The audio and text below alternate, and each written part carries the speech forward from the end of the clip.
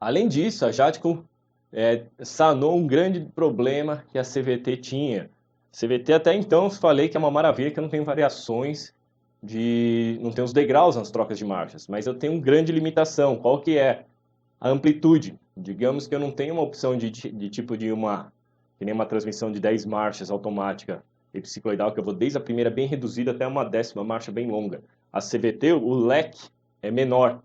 E aí eu caio num problema, porque ou eu faço uma relação, um conjunto com diferencial, uma relação que me favoreça o consumo, mas a saída do meu carro é lenta, porque a minha relação mais curta vai ser como se fosse uma segunda, uma terceira marcha, e aí eu economizo na estrada, ou eu faço uma relação de marcha curtinha, mas quando eu estou na estrada o motor trabalha com uma rotação mais alta. Dois carros que eu testei que são os dois extremos opostos. Honda Civic geração 10 com CVT, a primeira marcha, você consegue até selecionar manualmente, que ele cria os degraus virtuais, a parte que é a mais reduzida passa de 80 km por hora. Ele compensa isso daí um pouco com o uso do conversor de torque. Então, o conversor de torque na saída de uma ladeira, por exemplo, ajuda a multiplicar o torque, e aí você não sente tanto essa relação muito longa. Óbvio que no desempenho extremo falta um pouco, porque leva muito tempo para o motor ganhar a rotação de giro máximo, vai ganhar só lá perto de 80 km por hora. No outro extremo, o Jack T40, ele também usa CVT, mas ele usa com complemento de embreagem, então ele não tem essa multiplicação. A primeira marcha, a parte mais reduzida da CVT, é extremamente curta, simulando uma primeira marcha de um carro manual. E aí a saída dele não é tão ruim, porque eu não tenho a multiplicação do conversor de torque por ser embreagem, mas eu tenho uma relação de marcha mais curta. Por outro lado, quando você vai para a estrada, ele trabalha com rotações mais altas, porque a CVT não dá conta de atender aquele outro extremo. E para sanar isso daí, o que a Jatco fez? Manteve a CVT e colocou um sisteminha epicicloidal na saída. Qual que é a vantagem desse sisteminha? É como se eu tivesse uma relação normal e reduzida na saída da transmissão. Criando uma correlação em termos didáticos, é como se eu tivesse minha bicicleta, que se eu tivesse as catracas lá atrás, né, digamos que eu tenho 6, 8 catracas lá atrás, e uma na frente. E aí eu acabo tendo essa limitação de relação de marcha. Aí eu vou lá e coloco duas coroas na frente, uma reduzidinha e uma longa. E aí você faz uma combinação que te atende melhor em qualquer situação. No caso aí, a proposta é muito interessante, porque ele vem com a redução quando você para com o carro, e aí quando chega perto de 60, 70 por hora, ele muda o sistema psicoidal, muda a posição da polia e continua até ter uma relação longa. Com isso, voltando no gráficozinho, eu consigo ter uma relação bem curtinha, para uma saída boa, vigorosa, e uma relação bem longa para uso em estrada e ter boa economia. E quando há essa transição, não há tranco nenhum. Você, motorista, nem percebe que tem essa transição. Aqui no Brasil eles divulgaram pelo menos, né? Eles usam no Nissan March Versa, e eu acredito que o Kicks também usa isso daí. Além disso, com o fato de eu ter essa redução, eu não preciso trabalhar com polias tão grandes. E eles conseguiram diminuir o tamanho do sistema de polias, diminuindo o tamanho da caixa e criando ela até mais compacta.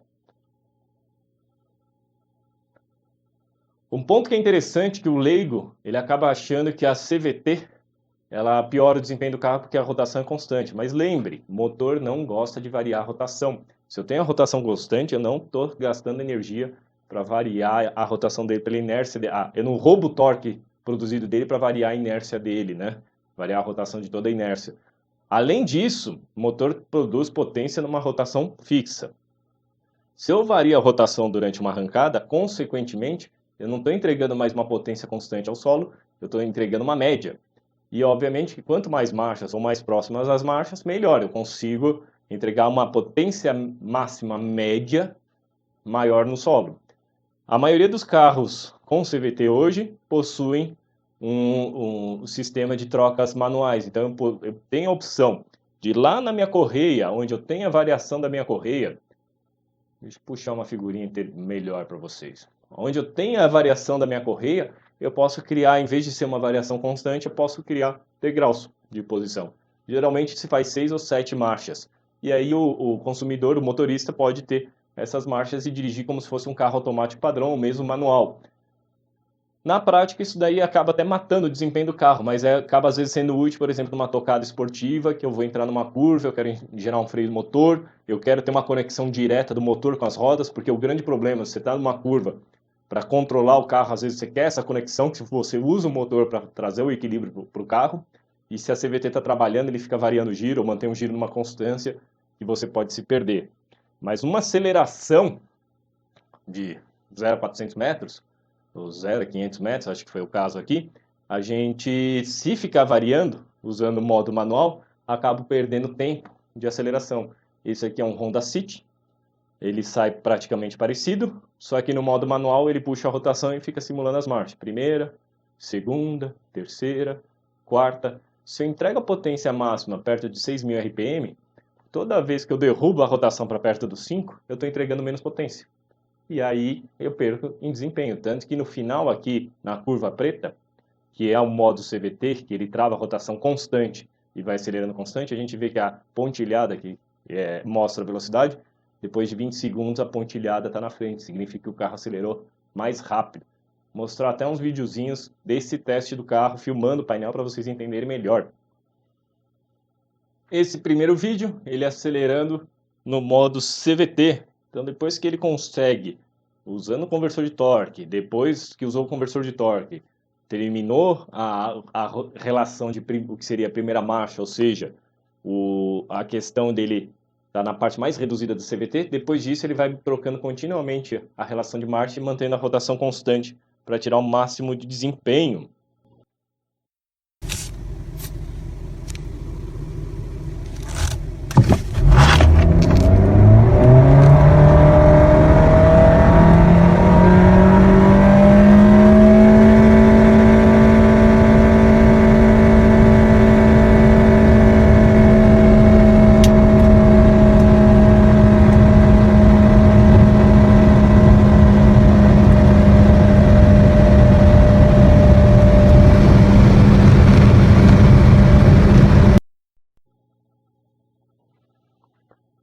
Como vocês puderam notar, o giro vem constante, e isso o consumidor reclama. Eu, como engenheiro de motores e de performance, eu adoro, que parece que dá aquela sensação de eu estar entregando toda a potência disponível ao solo o tempo inteiro.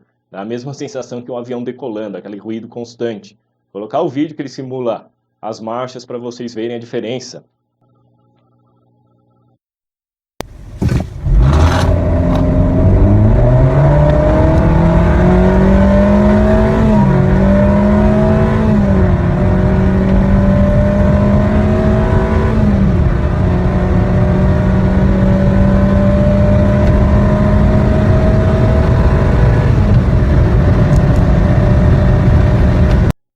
Além disso, um dos carros que eu testei, o Toyota Corolla 2018 com CVT, quando você coloca no modo manual, ele ainda faz além da troca de marcha, os buracos, ele dá aquela fechadinha na borboleta, para justamente durante as trocas de marcha o carro desacelerar e depois acelerar de novo. É interessante que você faz isso, se você coloca na mão do leigo, pede para ele acelerar das duas maneiras, com o CVT e no modo manual, que ele justamente fecha a borboleta do motor, dá esse tranquinho. Se perguntar para ele qual que foi mais rápido, ele vai achar que é o modo manual, porque toda vez que troca a marcha dá aquele pulo.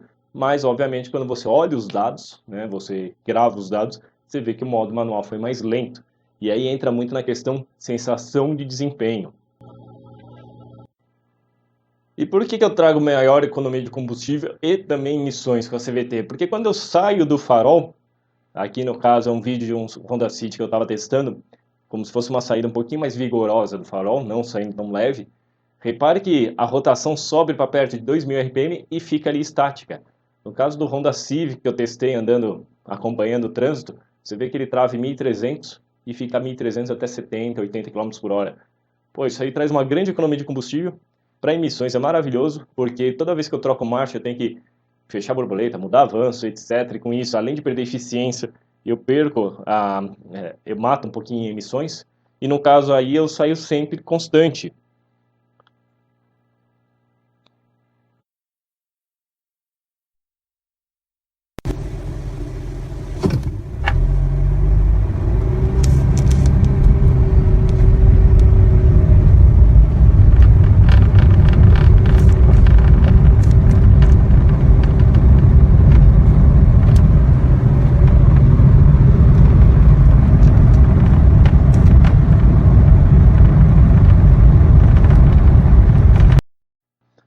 legal que a gente vê que ele vai com a rotação de 2.000 RPM constante até perto dos 80 km por hora. Se fosse uma transmissão tanto manual quanto automática convencional, a rotação não ficaria 2.000 RPM constante. Eu teria puxado até 2.500, 3.000, caído, subido até 2.500, caído. Então essa variação, além de eu trabalhar com rotações mais altas, essa variação me rouba energia, me rouba eficiência.